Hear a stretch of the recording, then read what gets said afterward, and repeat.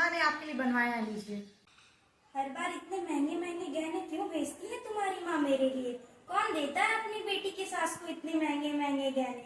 मना कर देना अपने माँ बाप को, किस जन्म में चुकाऊंगी भला मैं? जाने दीजिए ना मम्मी जी, देती है तो लेने में क्या जाता है। आप नहीं पहनेंगी तो मैं पहन लूंगी, दीजिए मैं पहनूंगी। नहीं बहू, हर बार का तुझे ही दे देती हूँ। इस बार का डिजाइन मेरे लायक है, देखना, इसे तो मैं ही पहनूंगी। ठीक है माँ जी। आया तो था मम्मी जी के लिए, पर ले ली तो देवरानी जी का चेहरा क्यों उतर गया।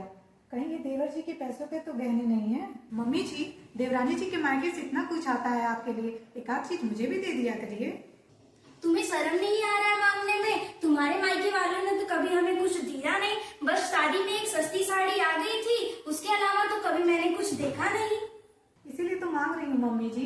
देवरानी जी धनवान, देवरानी जी के मायके वाले धनवान, और आप ऊपर से गहनों से धनवान, एक आध धन मुझे भी दे दिया करिए। छोटी बहू के मायके से जितने भी गहने आते हैं उस पे सिर्फ उसका हक है, इसीलिए मैं उसे दे देती हूँ रखने के लिए। कहीं मैं पहनूं तो तू उस पे अपना आधा हक ना बांटने लगे।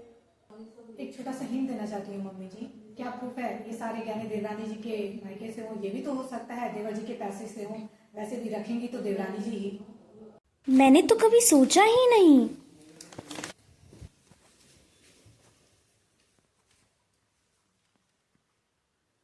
हेलो संदन जी, पर्ची तो आपके घर पे ही छूट गई है, आप बता दीजिए किस दुकान से बनवाई है, हम बनवा लेंगे। किस चीज की पर्ची संदन जी? वही जो आप हमारे घर भिजवाई थी। क्या भिजवाई थी? लड्डू था, वो भी बेटी खरीदी थी।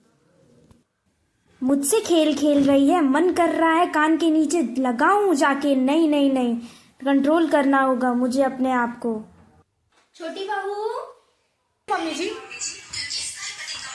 गहने तुम्हारी माँ ने हमको दिए हैं, वो लेकर के आना, एक बार देखने का मन हो रहा है। अच्छे से रखी हूँ मम्मी जी, क्या बार बार देख। मैं कहाँ कह रही हूँ कि तू खराब से रखी है, एक बार ला तो सही। अच्छा लीजिए। ले बड़ी बहू, इस पे तेरा हक है। रुकिए, इन्हें आप क्यों दे रही हैं मम्मी जी?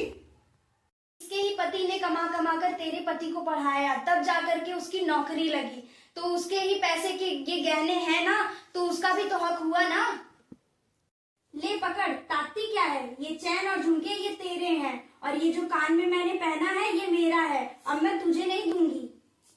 इसमें तेरी गलती नहीं है, सब बेटे की गलती है, मैं उससे हिसाब लूंगी। अरे नहीं मम्मी जी, उन्हें मत कुछ कहिएगा। इन गहनों के बारे में तो उनको कुछ पता ही नहीं है। वो हर महीने पैसा देते थे, मैं ही बोलते थे कि घर का सारा खर्च चलाना ना, बाकी पैसा माँ को दे देना, लेकिन मैं उन पैसों से गहने खरीद लेती थी, क्योंकि भैया घर का सारा खर्च चलाते थे, इसलिए सारा पैसा बच जाता था।